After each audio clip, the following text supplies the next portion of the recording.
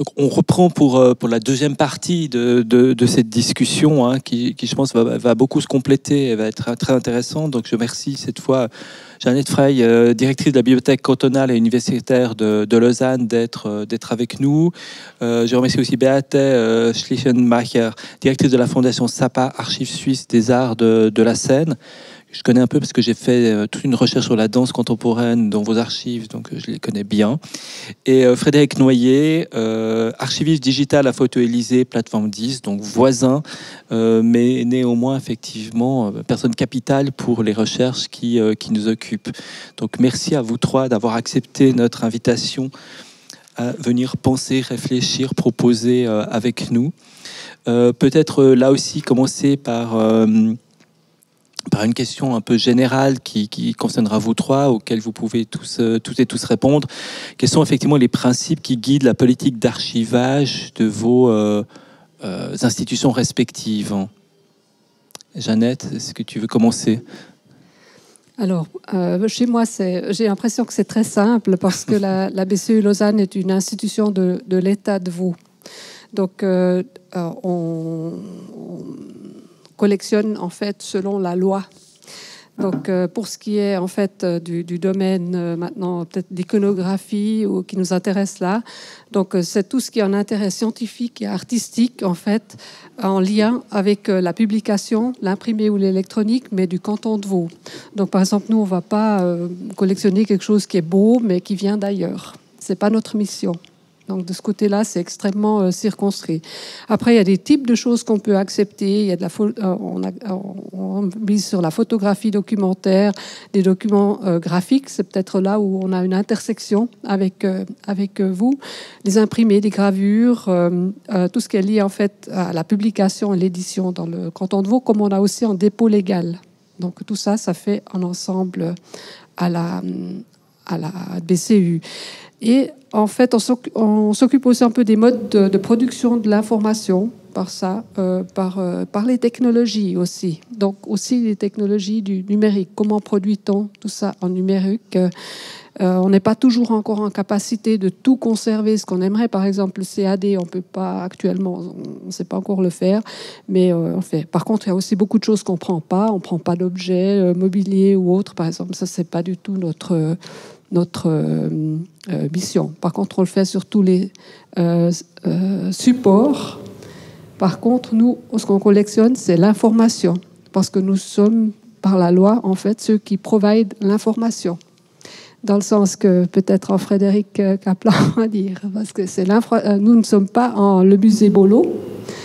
Nous, quand on nous donne une information, notamment numérique, eh bien, on va la transformer pour pouvoir l'archiver. Donc, on peut peut-être garder une copie de l'original, mais notre but, en fait, c'est de la transformer de telle manière qu'après, on puisse, avec les moyens qu'on a, pouvoir la garder, la pérenniser correctement. Et ça signifie aussi qu'on va changer de support, qu'on va mettre cette information sur des serveurs, qu'on va transformer les formats dans ce qu'il faut pour pouvoir les pérenniser.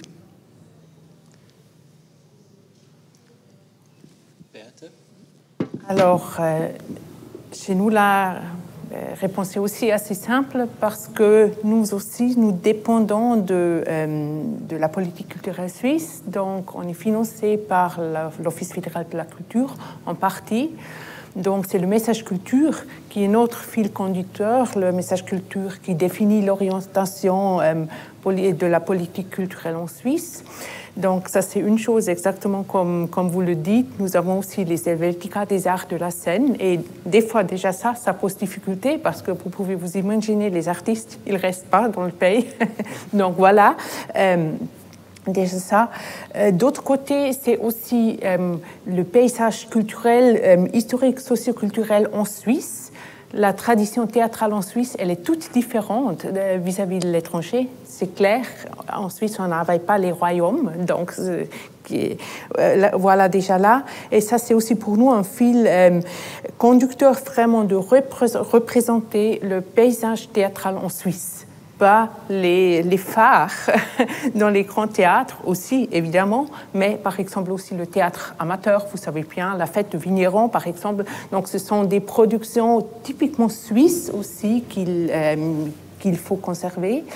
Et finalement, c'est aussi, ce sont nos théories d'archivage qui nous conduisent. Alors, qu'est-ce qu'on juge avoir une valeur pour le patrimoine, aussi comment on considère l'objet d'archive? Est-ce que c'est quelque chose clos en soi ou est-ce que c'est quelque chose qui évolue en permanence? Typiquement, s'il y a des représentations futures, toute l'histoire de réception, est-ce que c'est quelque chose qui peut intéresser ou pas? Donc,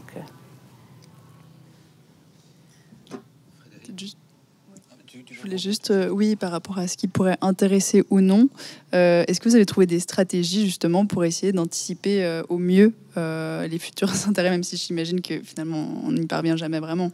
Oui, exactement, c'est ça. Là, on est vraiment confronté à un problème, on le sait jamais. D'autant plus que je crois notre forme d'art, c'est une des formes qui évolue ou qui change le plus. C'est une évolution en permanence. Typiquement, quand, par exemple, notre institution précédente, la Schweizerische Theatersammlung, a commencé dans les 1927. Donc là, ils ont collectionné beaucoup de décors de théâtre.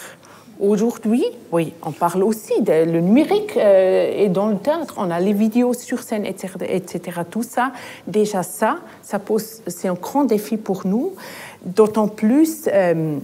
Mais pour réagir un peu, on travaille beaucoup ensemble aussi avec les scientifiques. Donc, on essaye d'avoir des contacts étroits avec les universités. Donc, aussi les champs de recherche qui changent. Et oui, c'est un peu ça. Je dirais plus ou moins, j'ai noté encore quelque chose, je trouve. Oui, je crois que c'est un peu ça. Frédéric? Oui, alors bon, moi, je suis venu les manches retroussées parce que c'est quelque chose enfin, c'est ma position finalement par rapport à la question de la politique de préservation. En fait, moi, j'ai été engagé d'ailleurs à Photo-Élysée en 2020 sur l'idée en fait qu'il fallait que le musée soit crédible en termes de préservation numérique. Et comme on est crédible en termes de conservation, restauration, mais il y a cet aspect-là aussi pour le numérique. Et donc, au fond, je suis arrivé dans un paysage où, quelque part, je pense qu'on attendait de moi un peu de formuler ces enjeux et puis de les expliquer, de les expliciter. Et c'est ce que je m'attelle à faire au sein de l'institution. Alors, d'abord Photo-Élysée, puis maintenant que Plateforme 10 a réuni nos motivations et énergies aux uns et aux autres dans ce cadre-là. Et alors, je peux dire que j'ai l'impression que ça s'est compris, ça prend. On a des choses qui sont en train de se mettre en place et qu'on va de l'avant par rapport à ça. Mais du coup, c'est vrai que je me suis vraiment attelé à essayer de faire comprendre les enjeux. Et puis, c'est, je pense, le niveau de ce que je peux avoir à faire en termes de politique. Puis après, évidemment, il y a toute la partie savoir-faire. Il faut mettre les choses en place, faire comprendre en fait justement qu'est-ce que ça veut dire préserver. Tout à l'heure, on a parlé de cette question de en fait, comment inscrire dans le temps en fait cette base de données de recherche. En fait, vous l'avez très bien dit, Monsieur Kaplan, on va inscrire les données dans le temps. Et quelque part, quand on préserve, le point principal, c'est vraiment la première question, c'est pour qui et pour quoi faire en fait. Et il y a des traces du Moyen-Âge qui nous sont parvenues, qui finalement ont dormi pendant des siècles à travers des générations qui avaient vraiment aucun intérêt pour ces éléments-là, mais aujourd'hui qui en prennent tout à coup un différent. Et ce sera la même chose pour une partie des choses que l'on fait. Donc si il faut laisser sur le chemin en fait une partie de ce qu'a été finalement un projet en termes d'organisation de l'information, pour finalement pouvoir au moins préserver en fait l'information qui a été rassemblée, pour qu'elle puisse être réutilisée avec d'autres questionnements par une communauté qui va nous succéder. Finalement, c'est déjà un objectif, c'est déjà un succès. Et puis en tant que tel, je pense que maintenant, pour revenir à la question de l'institution, au final, on se doit ici, à Plateforme 10, de préserver d'abord évidemment le patrimoine qui a été acquis, donc nos collections, qui sont aussi des collections publiques évidemment. Et puis parmi ces collections-là, une partie de ce qui a été acquis est numériquement, a une forme numérique. Que ce soit une forme numérique première, ou bien que ce soit effectivement les efforts qui ont été faits pour numériser en fait ce qu'on a comme patrimoine, pour le rendre accessible, le valoriser, etc. Et ce travail de numérisation doit aussi être préservé. Ça, c'est une chose autour des collections. Puis à côté de ça, je pense que, et ça c'est quelque chose qui rejoint peut-être ce qui a été dit avant avec les projets de recherche, on doit aussi pérenniser les projets, les résultats de ces projets. C'est vrai pour ce qu'ont été toutes les expositions, évidemment, tout ce qui est produit dans le cadre de la recherche, en fait, au sein des institutions muséales. Et ça, c'est aussi quelque chose qui fait partie, du coup, de notre tâche.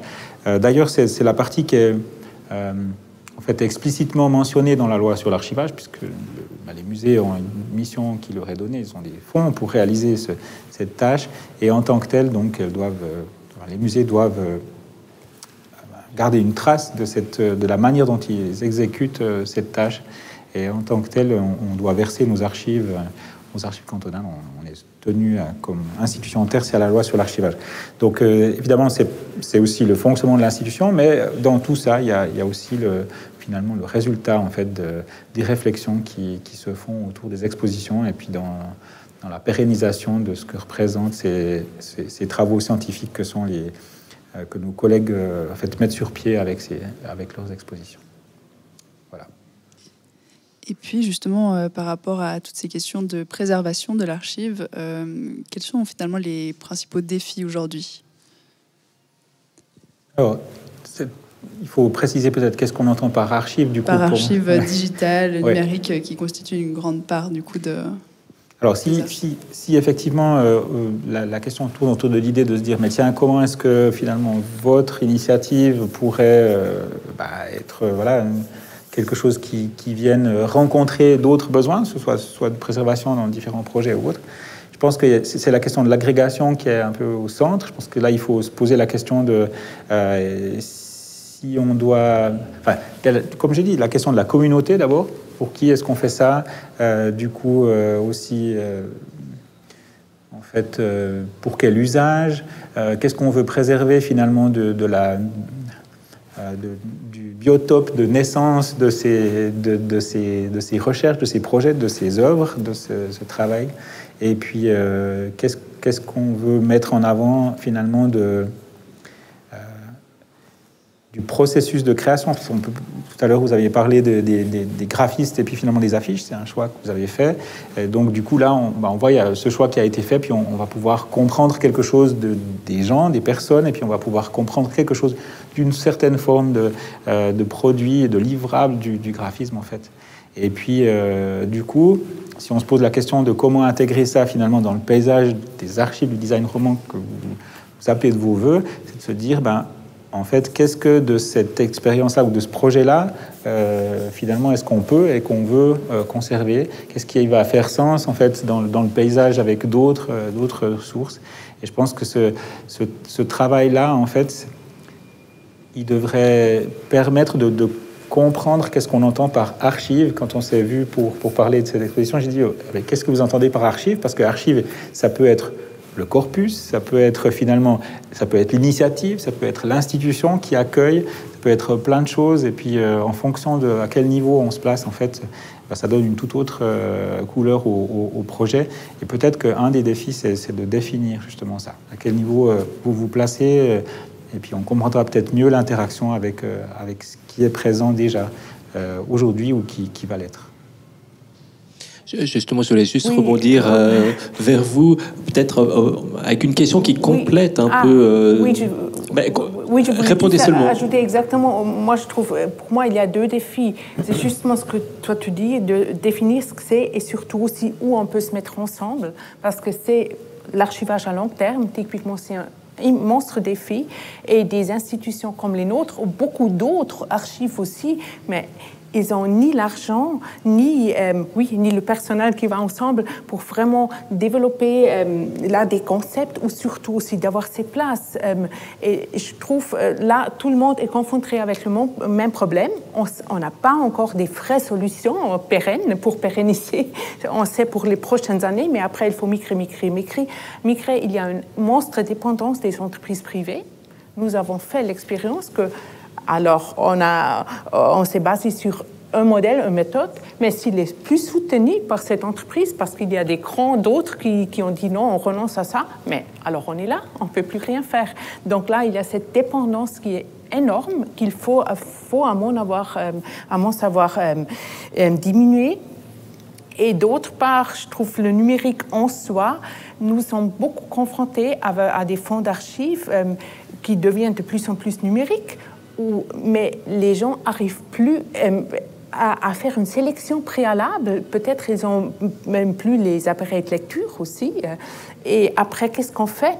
On a des masses et il faut faire une sélection. Et je crois que cette sélection, c'est quelque chose de très, très important. C'est clair, mais comment le faire aussi, et là aussi d'échanger, d'éviter aussi qu'on collectionne la même chose. Je crois là, il y a vraiment encore, c'est le plus grand défi de collaborer plus ensemble qu'on le fait jusqu'à maintenant. Et justement, c'est vrai que les archives que vous gérez actuellement, elles ont pas mal de particularités, parce que les arts de la scène, on est sur du vivant. Avant d'avoir, on va dire, des artefacts qui sont, on va dire, collatérales, parce que des affiches, des programmes, des tickets, c'est quelque chose qui est à côté. Mais le vrai sujet de votre archive, c'est les arts de la scène et les arts vivants, théâtre, danse, etc. Donc, il y a quand même certaines particularités liées à la diversité des matériaux. C'est-à-dire il y a le papier, mais il y a aussi des captations, qu'elles soient vidéo, digitales, etc., ou simplement audio. Et comment vous gérez non seulement la diversité, mais aussi comment vous pratiquez la collecte. Parce que c'est vrai que, voilà, on parle beaucoup de digital aujourd'hui, c'est vrai, mais il y a aussi des objets physiques. Sarah, on parlait avant, il y a du papier, il y a des boîtes d'archives, il y a des cartons, les affiches, c'est du réel. Avant même une base de données, il y a quand même des objets, il y a des artefacts, on a des échantillons, des esquisses, des choses comme ça. Donc comment vous gérez cette diversité et cet acte de la collecte d'infos, mais des infos qui peuvent être matérielles? Alors, vous le dites, la notion de l'œuvre dans les arts de la scène, c'est très compliqué. Donc, voilà, c'est un défi immense. On essaye de collectionner toute trace qui témoigne au mieux ce qui s'est passé sur scène. Et donc, évidemment, ça peut changer. Mais, comme vous le dites, nous avons de tout. Et donc, je dirais... ça m'a échappé. Excuse-moi, pouvez-vous juste rappeler votre question? Comment vous pratiquez cet acte de la collecte, justement? Est-ce que vous avez des critères? Est-ce que vous vous basez surtout sur ce que vous recevez de la part de partenaires type théâtre, opéra? Ou est-ce que vous avez quand même une pratique active d'aller chercher des éléments? Oui, alors on devrait avoir plus cette pratique d'aller chercher, mais comme on est très peu, donc on n'a pas tellement les moyens de vraiment faire cette collecte active. On essaye par deux tiers, mais sinon c'est quelqu'un qui prend contact avec nous. Et là, on regarde aussi est-ce que ça entre vraiment dans notre domaine à nous, ou est-ce que c'est, par exemple, c'est un théâtre municipal qui peut peut-être donner à des archives cantonales ou régionales. Et après, c'est aussi à voir qu'est-ce qui est vraiment, c'est la sélection qui commence, qu'est-ce qui est vraiment important, qu'est-ce qu'il y a, et est-ce que c'est nous qui pouvons les garder ou pas. Parce que typiquement, tout ce qui est figure, tout ce qui est objet, on est devenu de plus en plus réticent parce qu'on n'a pas de place, on n'a pas de moyens, on n'a pas les conservatrices dans tout genre. Là, à nouveau, c'est la collaboration qui est très, très importante.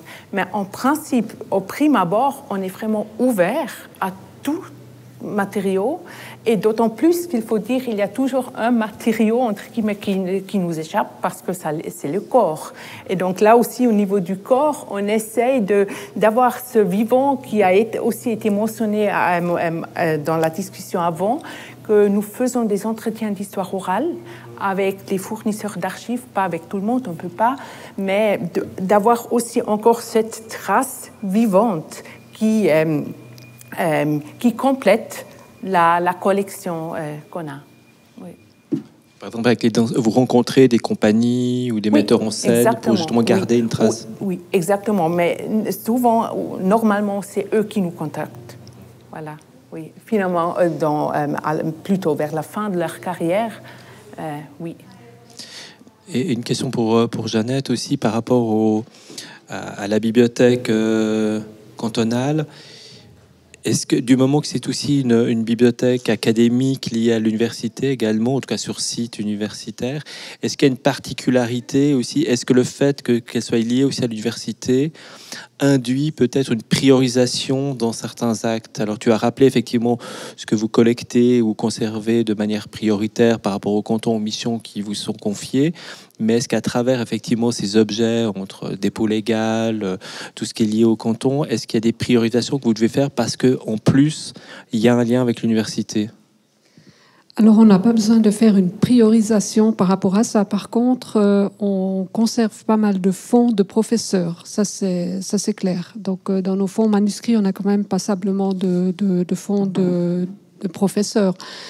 Sinon, c'est des autres parce qu'ils sont auteurs en fait, et puis que c'est des auteurs qui ont travaillé dans le canton de Vaud. Donc c'est clair que de ce côté-là, ils ont une priorité pour nous, mais pas parce que ils sont, je sais pas, parce que c'est académique dans ce sens-là. Non.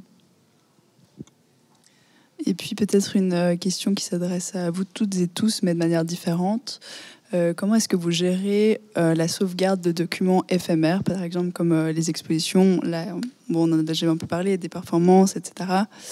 Ou encore de contenu en ligne, des réseaux sociaux, voilà. Alors, je peux peut-être commencer, vu que chez nous, ça tombe sous le dépôt légal. Les expositions en soi, nous ne les collectionnons pas. Ce qu'on peut collectionner, ce sont les sites web. Donc, si une exposition est virtuelle, donc, et qu'il y a un beau site web qui a été créé, là, le cas échéant, ça rentre dans nos missions et on le fait dans notre mission de Waldensia aussi. Et ça, on le fait avec la Bibliothèque nationale suisse. Donc, nos Waldensia vont notifier à la BNS ce qu'elle va harvester, moissonner en fait comme site vaudois pour la collection en fait des sites web suisses qui sont après moissonnés régulièrement, par tous les 2-3 ans, je crois. Donc ça, nous, on notifie, mais c'est la Bibliothèque nationale qui collectionne. Pour les réseaux sociaux, ça, on en a souvent discuté, et nous, on ne le fait pas. C'est aussi la Bibliothèque nationale qui le fait. Et elle le fait par thématique. Par exemple, quand il y a une élection, typiquement, certainement les archives américaines, maintenant, elles vont aussi avoir tout un corpus sur les élections présidentielles, par exemple. Et ça, la BNS le fait aussi. On peut donc aussi lui annoncer des thématiques, le cas échéant, pour lesquelles on serait intéressé à avoir un corpus, mais elle le fait par corpus. On ne le fait pas au niveau cantonal parce qu'on s'est rendu compte que c'est juste totalement impossible. Parce qu'on ne peut pas savoir qui est vaudois dans une discussion. Ce qu'on peut savoir, c'est qui parle français, peut-être, mais il y aura pas mal de français dans l'histoire, puis bien sûr d'autres romans, d'autres cantons. Donc en fait, c'est quelque chose, un réseau social, ça dépasse le niveau cantonal, c'est pas quelque chose qu'on peut vraiment collectionner avec une territorialité. Oui, pardon. Je t'en prie. Oui, alors chez nous, c'est aussi, par exemple, les sites web, on ne peut pas. Et soit on conseille à nos fournisseurs d'archives aussi de s'adresser à la Bibliothèque nationale, comme notre site web, par exemple, aussi, il est toujours mémorisé là. Ou sinon, oui, on n'a pas les moyens. La même chose avec les réseaux sociaux. On ne peut pas faire non plus. Sinon, ce qu'on essaye aussi, on a à peu près 2 principes de collecte ou de sondage. On a fait aussi une sorte de radar, comme le CQCA, quand on réceptionne de beaucoup d'institutions théâtrales en Suisse, des programmes. Et là, on les entre dans notre base de données. Si jamais vous voulez regarder, oui, je ne sais pas, ce qui a été joué au Grand Théâtre de Genève en 1960, alors vous pouvez voir chez nous tout ce qui a été joué. Mais là, on ne va pas dans la profondeur, on reste dans l'horizontal. Et après, on a la profondeur où on acquiert tous les fonds d'archives. Et ce qui est très important pour nous aussi, peut-être aussi par rapport à la dernière question que vous avez posée, je crois la manière démocratique d'archiver est devenue beaucoup plus importante aujourd'hui qu'à l'époque. Et on travaille beaucoup avec les artistes aussi à leur poser les questions. Qu'est-ce que vous jugez important? Comment ils utilisent eux-mêmes leurs médias sociaux, par exemple, pour parler d'eux-mêmes. Oui.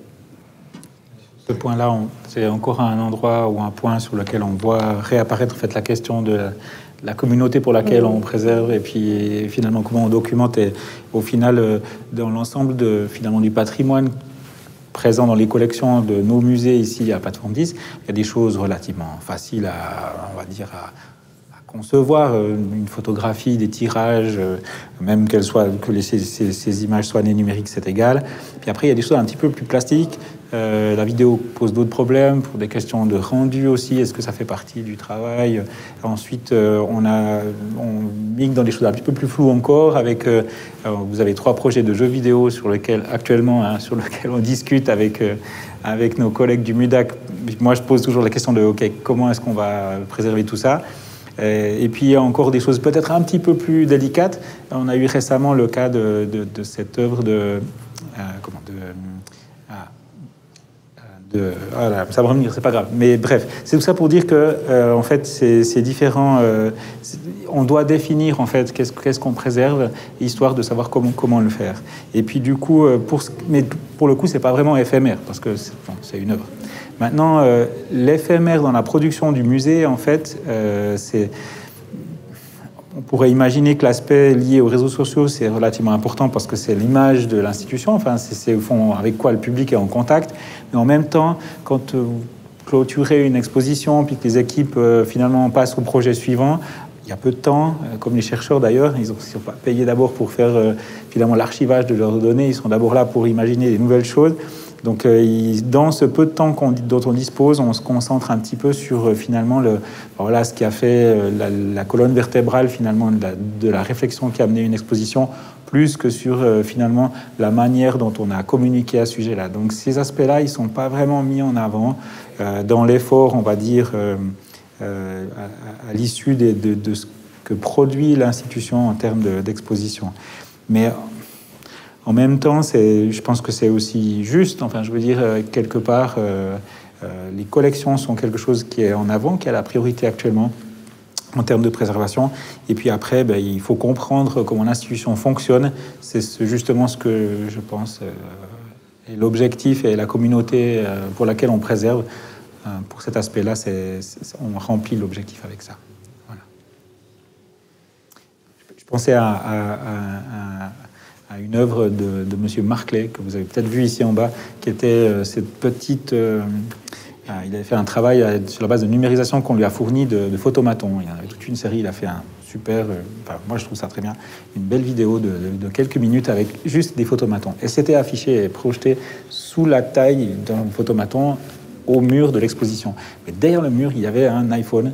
Et du coup, on a acheté cette œuvre, ce qui est une très bonne idée.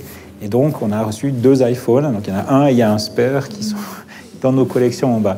Et puis, moi, je me suis dit, bon, OK, alors j'ai quand même pris contact avec l'atelier, le studio de M. Marquet. Puis, je me suis dit, mais l'œuvre, c'est quoi? C'est l'iPhone ou c'est la vidéo? Puis, parce qu'évidemment, ça ne pose pas les mêmes problèmes de conservation.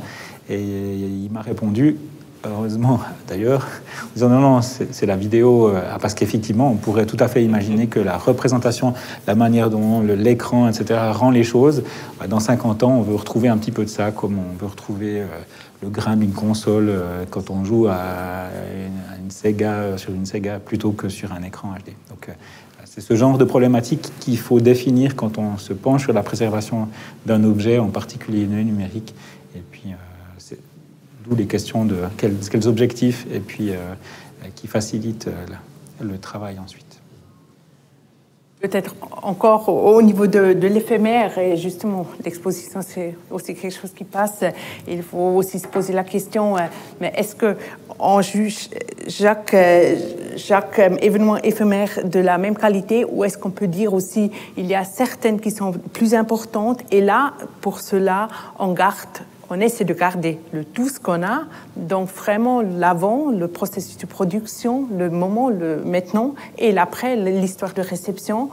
Et après, peut-être mieux que de garder de toute exposition seulement une petite chose, et d'avoir, donc là, de faire le cible, et d'une partie de laisser peut-être de côté, ou de garder vraiment les choses administratives, et pour une autre chose, une autre exposition, on garde vraiment du début jusqu'à la fin. Voilà. C'est comme ça que nous le faisons avec les pièces théâtrales, parce qu'on peut pas tout, chaque production, ça pose aussi, on est souvent confronté qu'il y a énormément de vidéos, on ne peut pas prendre tout, mais par exemple les processus de répétition, pour nous c'est quelque chose de très intéressant. Souvent les artistes eux-mêmes ils disent non, alors ça on peut laisser de côté, ou leur première œuvre. Là aussi on est tout dans la discussion à nouveau de sélection des valeurs aussi qu'on attribue au fonds qu'on collectionne. Par rapport à ça, si je peux me permettre 3 phrases, effectivement, par rapport à la photographie, par exemple, c'est extrêmement important, surtout au moment où on est dans le numérique, d'avoir un dialogue avec les photographes sur la question de savoir qu'est-ce que pour eux est l'original, où est leur travail. Parce que dans l'absence, en fait, des artistes, si ça arrive, donc... en fait, on se retrouve avec des fonds sans avoir la possibilité avec des artistes décédés. En fait, c'est très difficile de savoir s'ils conçoivent finalement leur travail dans ce qui sort de l'appareil, avec justement peu de retouches, parce que finalement, c'est ça leur négatif à eux, dans leur perception, ou bien il y en a d'autres pourraient avoir une vision totalement différente en disant ce que j'envoie à l'imprimeur après avoir travaillé plusieurs mois, puis finalement que j'ai vraiment sélectionné, ça, le reste, finalement, laissé de côté, c'est pas mon travail. Il peut y avoir des visions très, très différentes, et mon appel quand je cause avec des photographes, c'est toujours de dire documentez vos processus de travail, parce que ça permet de comprendre en fait qu'est-ce qui pour vous est important. Si vous êtes là pour nous le dire, et puis que c'est des acquisitions, ça n'a pas de problème, mais on a quand même plusieurs cas de photographes qui ont déposé l'ensemble de leur production en fait ici. Heureusement, c'est des gens qui ont travaillé finalement essentiellement analogique, mais ça va changer évidemment. Et puis ce jour-là, ce sera difficile à faire cette sélection en fait, qui respecte le processus créatif de l'artiste. C'est intéressant parce que c'est une des différences qu'on a effectivement entre l'Élysée et la BCU Lausanne, c'est que justement nous on collecte l'information. Donc c'est vrai que dans les discussions qu'on a eues, souvent on a dit nous on veut le négatif. Pourquoi on veut le négatif? Parce que le négatif contient l'information telle qu'elle était au départ. Tandis qu'à l'Élysée, une approche évidemment artistique. Donc après, il y a tout le déroulement, en fait, évidemment, du concept, de l'artiste, etc., qui peut être intéressant à conserver, tandis que chez nous, effectivement, on va focaliser sur les négatifs, parce que le négatif contient l'information. Et on va numériser normalement le négatif quand on l'a. Et pour nous, excellent. Vas-y. Pour nous, pour compliquer la chose, par exemple, on a eu le fonds de photographique du théâtre municipal de la ville de Berne. C'est énorme. Et donc là, on s'est posé la question, mais qu'est-ce qui est un doublon Ça commence déjà là. Mais qu'est-ce qui est vraiment un doublon aussi? C'est différemment découpé et il y a peut-être pas exactement la même information là-dessus. Et là, voilà, on est entre les deux. Est-ce qu'on garde l'information? Là, à nouveau, c'est peut-être entre guillemets, ça dépend de l'époque, quand on a pu déjà photographier sur scène. Avant, c'était dans l'atelier, évidemment. Donc, déjà ça, et après, c'est quel point de vue qui nous intéresse? Ça, je rebondis sur toi. Est-ce que c'est l'œil du photographe qui représente un peu l'œil de l'époque sur les stars au théâtre, souvent photographiées, comme je disais, dans l'atelier, ou est-ce que c'est l'information de la photo qu'on essaye qui peut-être oriente un peu vers la pièce qui a été jouée? Donc... Mais d'ailleurs, je profite juste de le dire, j'ai l'impression que beaucoup de photographes qui sont connus ont travaillé d'abord comme photographe de théâtre. Peut-être parce que c'est difficile, mais c'est le cas de Koudelka, par exemple. Mais c'est par rapport à cette question, je pense qu'on a un peu évolué, ou peut-être qu'en fait... face à un fond en fait d'un photographe en particulier, il se trouve que le négatif joue aussi son rôle. Je pense, il y a des exemples, par exemple les ateliers de Young, une grande partie finalement de ce qui a été, ce qui est préservé et ce qui est là, sont les négatifs dont on n'a pas les tirages parce qu'ils ont été vendus, mais les négatifs sont là. Mais là, on est dans on va dire une pratique photographique qui est différente d'un artiste. Mais en même temps, les négatifs sont perçus, je pense, de manière tout à fait... enfin, à l'échelle de ce qu'il représente vraiment. Même chose pour Jan Gruver, qui tirait beaucoup, mais l'ensemble de ce qu'elle a produit, il y a aussi beaucoup de négatifs. Koudelka, que je mentionnais tout à l'heure, ou bien Daido Moriyama, qu'on a maintenant ici avec cette rétrospective, qui est un artiste qui, à 85 ans maintenant, a revisité constamment finalement ce qu'il avait fait en reprenant ses négatifs et autres. Et je pense que dans une pratique comme la sienne, ça serait très étrange de se focaliser sur les tirages. Donc par rapport à ça, ça dépend vraiment finalement du corpus en fait que l'artiste amène. Si on a quelques tirages qu'on a achetés dans le cadre d'une exposition comme Régénération à des jeunes photographes, ou des photographes d'avant-garde, on va dire, c'est une chose, mais après, il y a ces ensembles, en fait, qui reconnaissent, je pense, le rôle du négatif, finalement, sur la longue durée, en fait, dans la production d'un artiste et qui est susceptible d'y revenir. Donc, si on se retrouvait avec un corpus qui contient des négatifs et des tirages, je pense que, clairement, je ne suis pas sûr que la hiérarchisation serait aussi claire en termes on va dire, de valeur artistique entre négatif et tirage au sein d'une institution comme Photo-Élysée. Est-ce qu'il y a des commentaires, des questions dans la salle? Moi, j'ai une petite question pour Sarah, en tout cas, pour commencer, puisque on a parlé avec Béaté, effectivement, de la complexité et diversité des matériaux. Tu as dit que SICART, vous aviez les artistes visuels, mais aussi la performance. Qu'est-ce que vous conservez de la performance? L'information, dans justement sa retranscription, sa saisie dans la base de données, et puis certaines vidéos pour ce qui est de l'illustration de l'article SICART. Donc on n'a pas la mission qu'a la SAPA de faire une documentation complète, si l'on veut bien. C'est plutôt de l'ordre illustratif. Et là, ce sont simplement alors des copies qui sont intégrées dans nos bases de données et que l'on vérifie à la fois dans leur pérennité, j'entends dans leur durabilité, mais dans leur adaptabilité aussi, selon les supports de lecture. Donc, en ça, quelque part, c'est complémentaire, même si là, moi, j'entends bien que c'est scène et danse et que performance. Alors là, on entend des débats plutôt liés à l'histoire de l'art, qui sont que voilà, les arts visuels incluent la performance que les beaux-arts n'incluaient pas avant. Et là, on parle de génération, de différentes définitions internes à la discipline, si l'on veut bien, mais qui sont voilà, qui changent au frottement de la réalité et de l'époque. Mais comme j'ai le micro, je me permets, merci beaucoup. C'est peut-être une question globale. Quand je vois le titre « Archives du design roman », il y a ces trois mots, archives, design et roman. On a parlé de la nécessité de circonscrire le projet qui est le vôtre. Je m'interroge aussi en écoutant Madame Frey, Madame Schickenmeier, en particulier sur la notion d'être intégré à une démarche, sinon nationale, en tout cas qui dépasse celle du musée, qui dépasse peut-être celle du canton, puisque là, on entend bien que la BNS fait le travail de harvesting, etc. Donc, il y a une complémentarité. Est-ce que l'on peut parler de design roman sans parler de design suisse? Ce serait une première question. Qu'entendez-vous par archive? C'est vrai, ça a été évoqué. Et puis, quelle est l'historicité finalement du mot design? Ça revient à cette question de performance liée à la discipline.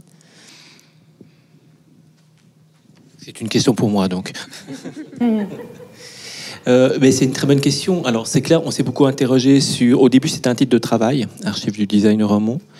Et on a décidé de le garder et surtout de l'affirmer à quelque part, parce que le terme d'archive au pluriel nous intéresse dans la manière d'interroger finalement c'est quoi une archive, c'est quoi des archives, c'est quoi faire archive, quelle est la matérialité d'archives entre on va dire du matériel qui soit papier ou objet, qui soit numérique et immatériel, qui soit dans le geste et le savoir-faire. Donc il y a différentes formes, donc déjà s'interroger sur quel type effectivement d'information, sous quelle forme que ce soit, on aimerait garder trace. Le design, effectivement, simplement la définition du design. Alors là, effectivement, aujourd'hui, c'est un peu notre cheval de bataille et la complexité, puisque depuis son émergence, il n'a fait qu'être réévalué, rediscuté, renégocié dans ses frontières. On parlait d'art appliqué. Après, il y a eu les avant-gardes où le mot design s'est petit à petit imposé, notamment à travers l'art and craft de Robert Morris. Mais au final, on faisait des choses avant Robert Morris. J'entends, on a fait des tapisseries avant Robert Morris. On a fait du papier peint avant lui. On a dessiné et construit des chaises avant lui, etc. Est-ce que le mot design est lié à l'industrialisation, c'est-à-dire à une production en série? Mais est-ce que c'est finalement pas limitatif de dire que c'est lié à l'industrie? Donc la relation aussi aux arts appliqués. Donc tout ça, on renégocie aussi cette définition, on essaye de la revisiter. Aujourd'hui, c'est quoi? On a tendance à dire qu'aujourd'hui, de toute façon, tout est design. Lorsqu'on regarde la commission fédérale de design, il y a aussi la photographie dedans. Donc est-ce que finalement le MUDAC va pas commencer à faire aussi des expositions de photographie, puisque au niveau fédéral, ça a l'air de comprendre la photo. Enfin, tout ça ouvre effectivement des ambiguïtés, mais aussi une marge de manœuvre qui nous intéresse. C'est-à-dire dans cette impossibilité de donner une définition claire et précise du design, ça nous permet aussi de renégocier effectivement de quoi on parle, comment on en parle, dans quelle aire géographique on se situe par rapport à l'Occident, par rapport à d'autres aires géographiques où le mot design ne veut pas forcément dire la même chose, on n'a pas les mêmes significations. Ni la modernité à quelque part. Donc ça nous permet de revisiter aussi notre histoire. C'est aussi pour ça qu'on fait ce projet. Ça nous permet aussi d'interroger finalement le MUDAC, c'est quoi? Enfin, je crois que c'est toi qui l'as dit avant. Il a eu plusieurs noms. C'était le musée des arts décoratifs avant. Mais avant, c'était le musée d'art industriel et des arts décoratifs. Et avant, c'était le musée industriel. Enfin, le musée tel qu'on le connaît aujourd'hui du MUDAC, il est né en 1870, 60, 70. Donc, il a une histoire beaucoup plus ancienne qu'on ne pensait et que même moi, je pensais. Donc, c'est au fur et à mesure de creuser qu'on voit qu'on est juste les héritiers d'autres institutions qui ont changé de nom. Parce que justement, la discipline qu'aujourd'hui on appelle design a évolué, s'est infiltrée dans d'autres préoccupations. Aujourd'hui, nous, le MUDAC, on s'intéresse beaucoup à l'architecture aussi, donc on va insérer l'architecture dans notre discipline. Donc, c'est aussi essayer de répondre effectivement à l'évolution de ce mot comme ça qui s'adapte, qui s'infiltre aussi. Et donc, le MUDAC va probablement changer de nom un jour ou l'autre, enfin son acronyme, pas forcément son nom, parce qu'effectivement, on essaie de s'adapter à l'évolution même de la terminologie de design. Et puis pourquoi roman? Parce que c'est un territoire assez spécifique, avec une histoire spécifique. Évidemment, on ne va pas faire l'impasse sur l'histoire du design en Suisse, parce qu'il va bien falloir aussi se confronter, et puis par effet miroir, ou par effet simplement de vide, comprendre pourquoi ici, pourquoi pas là-bas, et inversement.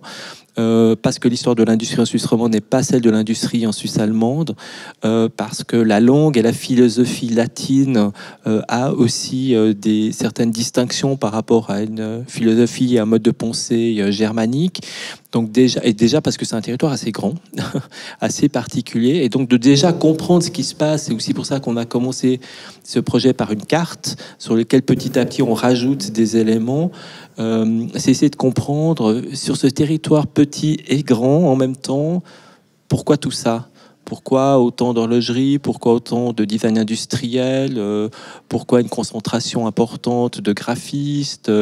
Est-ce que c'est uniquement lié aux écoles qui enseignent ça? Mais est-ce qu'il n'y a pas d'autres implications économiques, politiques qui peuvent le justifier? Enfin, c'est multifacteur, évidemment. Donc, de s'intéresser à notre territoire romand, puisque le MUDAC, on est un musée cantonal, donc vaudois. Mais en même temps, on est le seul musée de design en Suisse romande. Donc on s'est dit, bon, pourquoi est-ce qu'on se limiterait? Ok, notre mission, elle est vaudoise, avant tout, mais se limiter à l'histoire du design dans le canton de Vaud, ce serait extrêmement restrictif, limitatif, et je pense qu'on obliterait certaines compréhensions.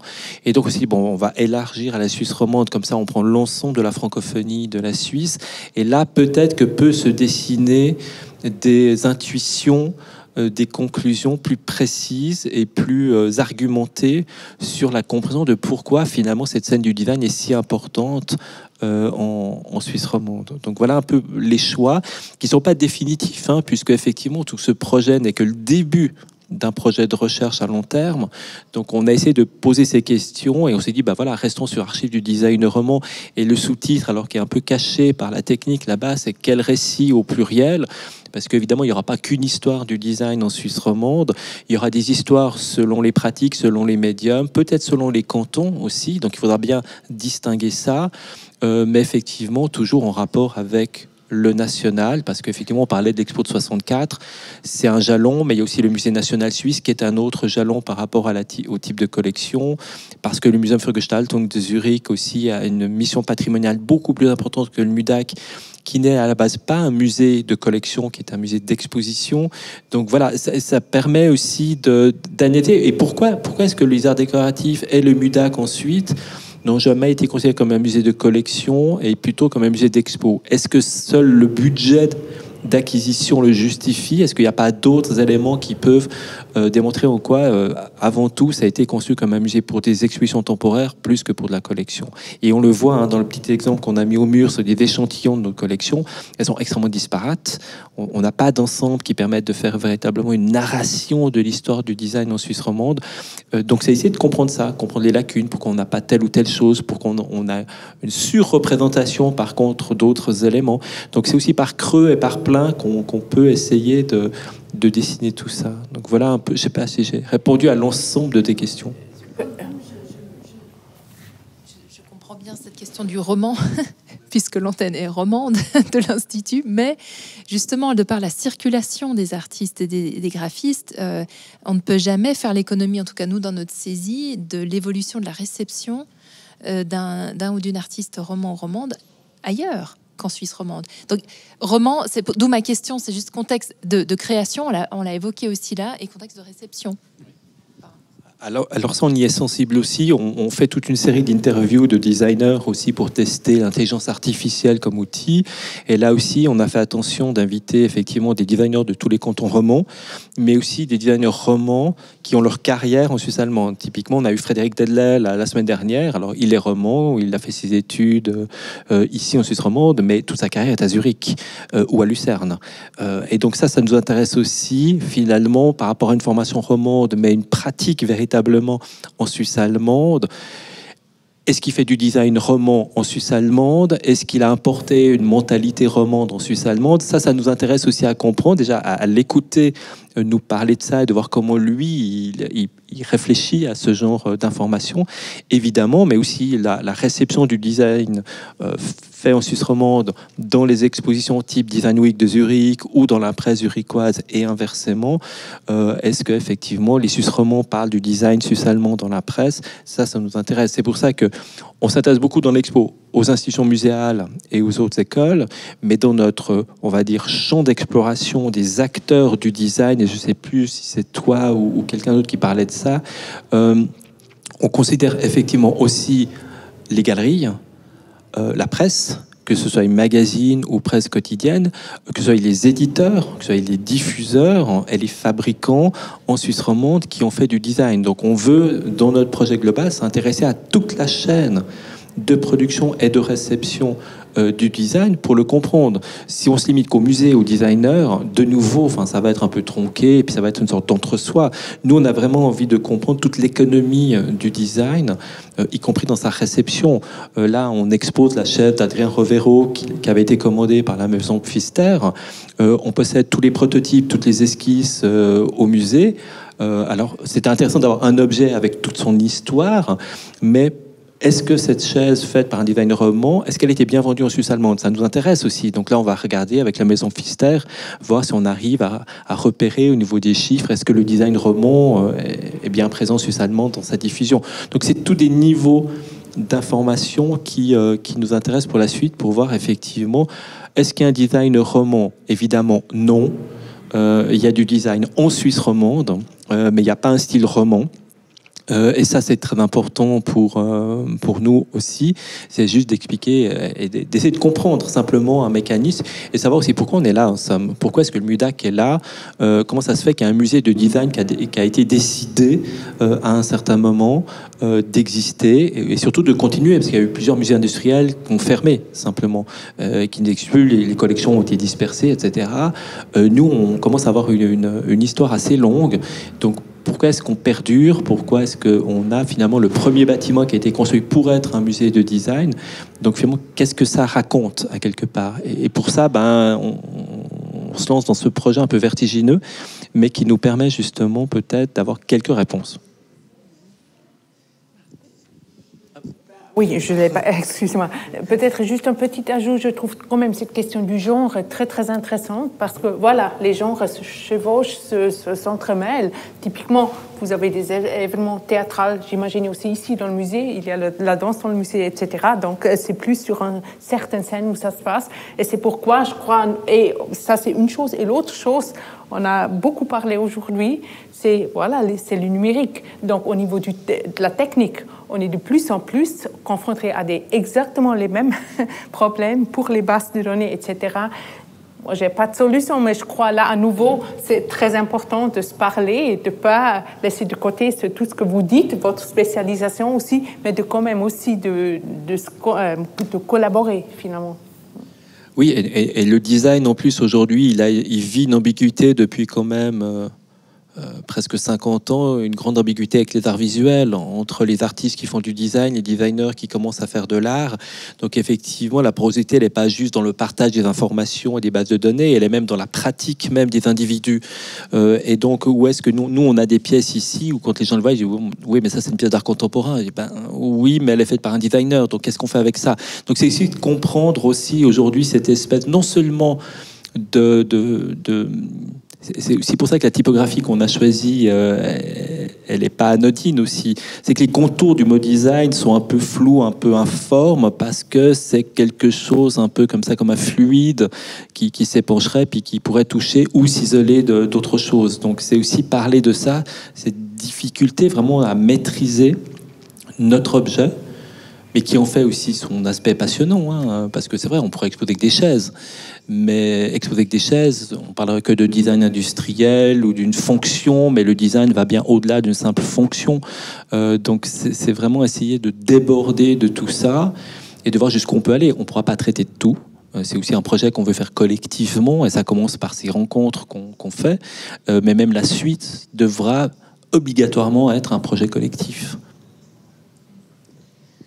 Si je peux rajouter, le canton de Vaud, en tout cas, il est extrêmement riche en créateurs. Hein. C'était déjà une des choses qui a mené en fait à la création aussi de l'Iconopole à la BCU, alors qu'il y a un musée de l'Élysée, etc. Donc, si ça rentre dans les missions du MUDAC de pouvoir faire des archives du design roman, je trouve que c'est tant mieux. Parce que, comme on a eu avant cette petite discussion avec Frédéric sur les négatifs et où ils vont, c'est vrai, ça nous arrive entre institutions de dire oui, mais est-ce que vous prenez cette collection, est-ce que nous on la prend? Franchement dit, je ne crois pas qu'on s'est jamais tapé dessus. Pour une raison toute bête et puis qui est nettement moins marrante, c'est qu'en fait, dans beaucoup de ces discussions, en fait, notre constat, c'était que personne d'entre nous ne pouvait prendre la collection parce que ça rentre pas dans nos missions et puis que du coup, on n'aurait pas les moyens, en fait, de conserver. Donc la réalité c'est pas difficile quand tu auras défini une politique d'acquisition ou quel récit tu veux avoir. Je m'attends pas à avoir des difficultés à se mettre d'accord si quelque chose irait chez vous ou chez nous ou bien ailleurs. La difficulté, elle va rester qu'en fait, on a beaucoup de choses que personne n'arrive à conserver. Et pas des moindres. Hein. Donc, il y a eu plusieurs choses ces dernières années où je me dis, mais c'est quand même pas possible qu'on n'arrive pas. Mais c'était juste impossible parce que ça rentrait pas dans les missions. Et quand on n'a pas la mission, ça c'est effectivement un point en Suisse, en Europe, les Européens, ils ont créé des RX pour le monde numérique, comme Clarine, etc. Mais la Suisse, pas. Justement. Donc, en fait, après, on se retrouve effectivement avec des institutions patrimoniales qui sont les seules à pouvoir aller chercher l'argent pour la conservation. J'ai notifié aussi dans les discussions avec la Confédération, etc. Mais maintenant, comme ils veulent l'économiser, je ne m'attends pas à un monstre succès. Mais effectivement, la Suisse, elle continue à vivre en fait sur ces institutions patrimoniales, avec les missions. Donc, d'en avoir une de plus qui aurait une mission à remplir, je pense que ce serait plutôt bien. Merci. Est-ce qu'il y a d'autres questions ou d'autres commentaires? Peut-être un par rapport à la question de la collaboration, et puis parce qu'il y a quelque chose tout à l'heure sur lequel j'aurais voulu rebondir, je n'ai pas fait, mais sur la question de savoir dans quelle mesure c'est un défi, en fait, la préservation à long terme. Et, je ne vais pas m'étendre là-dessus, mais au final, on commence de plus en plus à savoir faire. Hein. Puis si tant est qu'on fait cette clarification au départ des objectifs et puis de la communauté, il y a des moyens de faire, techniques j'entends. Et ce que je voudrais souligner, c'est le fait aussi que depuis l'époque de, on va dire, 2012, ces années-là, aussi celle que vous avez connue sur la question de mettre en avant les données numériques comme étant une source, etc.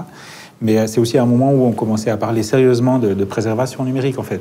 Et du coup, entre 2012 et aujourd'hui, je pense que cette perception finalement des processus qui sont possibles pour préserver les choses, et on doit laisser des choses sur le chemin, mais on peut quand même préserver l'information et le contenu.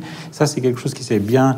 on va dire bien diffusé. Et puis aujourd'hui, je constate, moi, dans ma pratique et mon travail, d'abord qu'au sein de Plateforme 10, il n'y a pas de discussion sur le fait que si on dispose aujourd'hui d'une plateforme de préservation numérique, elle va servir aux différents musées avec les différentes, les différents objets qu'on a à préserver. Ça ne fait pas de discussion.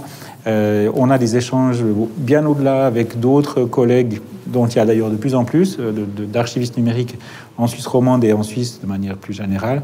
On a créé un réseau qui s'appelle Patrimoine numérique, qui a maintenant 2 ans, avec mon ancien collègue qui travaille chez toi, Baptiste de Coulon, qui est aussi un ami, et plusieurs autres. Et on est parti à 7-8 au départ, et puis après 2 ans, on est 45. 2 personnes qui se disent, pas forcément archivistes numériques, mais qui se disent, voilà, on a des problématiques d'archivage numérique, et vraiment l'échange en termes finalement de processus, de bonnes pratiques et autres, il est vraiment très, très dense aujourd'hui, et je pense que c'est réjouissant. Mais aussi, ça montre cette prise de conscience justement des enjeux. Donc si, du point de vue technique, les choses évoluent, peut-être que ça permettra de donner des pistes en fait pour trouver des solutions en termes de préservation pour ce qui est spécifiquement numérique. Mais bien sûr, il n'y a pas que le numérique. D'autres questions, d'autres commentaires? Sinon, je vous propose de faire une petite pause avant la dernière conférence qui suit.